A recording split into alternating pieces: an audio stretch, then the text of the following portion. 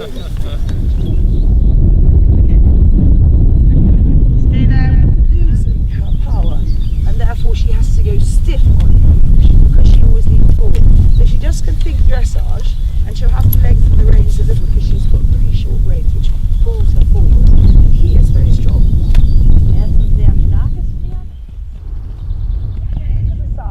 And it hurts, and they stop rearing.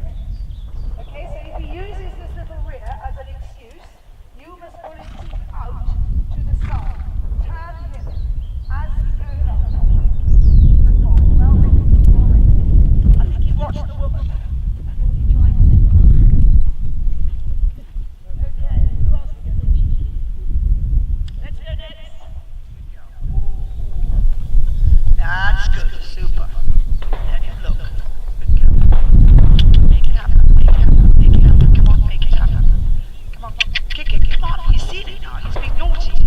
He goes forward and he jumps and jumps in front of it. Come on. Come on. He's a 2-star horse. He doesn't stop at ditches. Ooh. And trot around one more time and come again. Just that one.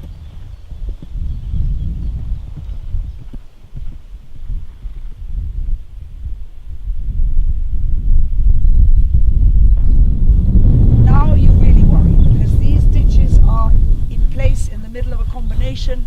You have to know when to soften the hand to let the horse see the ditch and when to get the hand back again with the leg to make the skinny after the ditch or before the ditch. So many people will come to a bank or a ditch which has a triple brush, a skinny after it, and they come to the ditch like this, ready for the triple brush, ready for the skinny.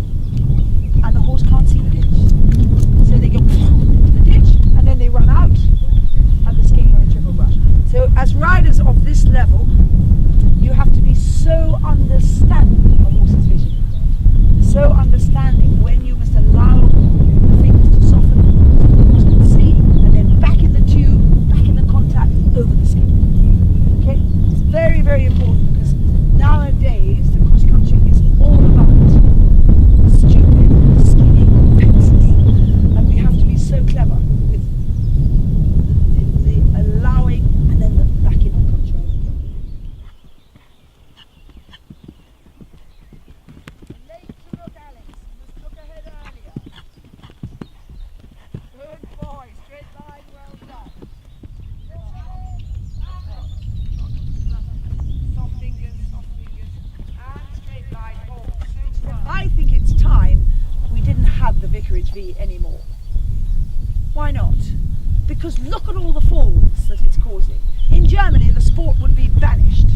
I said, good, then we might win some gold medals again. Because that is exactly the attitude that is ruining the sport. Because the fence is difficult, they don't know how to ride it. They're coming in hooking, and the horses are going like this, they can't see. When they do see it, they fall over it. It's a very, very big, a T-bar of ditches, ditch, and a fence across, and you have to jump over the T-bar. Very, very big fence. I saw it, Andreas Ostowitz with so it has also a problem. Ostov jumped in, alright? Huh? Stop jumping, okay? He kind of halfway fell over. He Ostov. survived. Oh, Yeah. true. Yes, he True, survived. he survived. but He was also bloody lucky to problem. survive. But the problem, if you watch the good ones ride it, you're Michael Young, they rode it forwards. You watched Floyd Martin from America ride it, oh my God. He'd been sitting at my feet for 2 hours and I was thinking, that's how to ride it. That's not how to ride it, as we were watching the television. So he comes in at a really lovely pace, not too fast, but moving. And 3 strides away, he panics because he sees no stride. He pulls his horse in the mud, and we say in English, wrestled it to the ground. He pulled it over, he fell. You have to understand horses to ride across country. They are not machines that are always put on the perfect spot. They are alive animals and they can make a decision for themselves. But we grow up in this world of technical, not letting the horse make the decision. So then when we come to the Vicarage V, we try to make the decision for the horse. We run out of gas and then we fall. So now we have Bettina Hoy saying that should not be in the sport. Of course it should be in the sport, but you and me need to learn to ride that sort of fence, forwards. It's not fast, but it's forwards. It's not panicking when you don't see a stride. It's staying there, kicking, and letting the horse dance in front of it if he has to. If he's wrong, he'll dance and jump.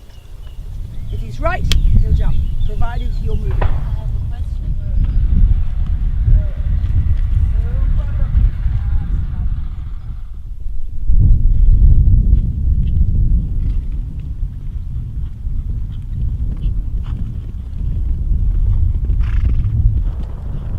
Distance and jump, it's super. But when you get out to the big stuff, the 2-star and the 3-star and the 4-star, you have to break the horse's rhythm many, many times. You have to create a lovely gallop to jump a big fence. You have to come back to the extreme, sometimes to walk, to come off the edge of a big drop down.